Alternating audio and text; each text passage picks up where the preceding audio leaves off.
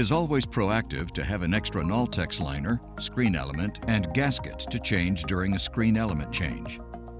Remove cartridge from filter.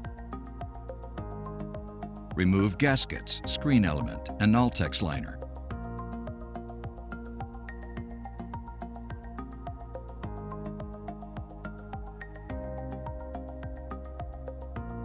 If able, wash the PVC slotted cartridge and inspect for damage. Install Naltex liner.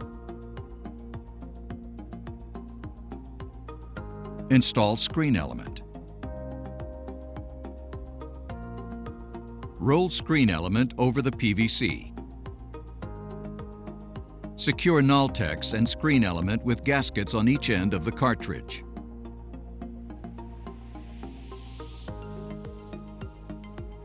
Install cartridge assembly into filter.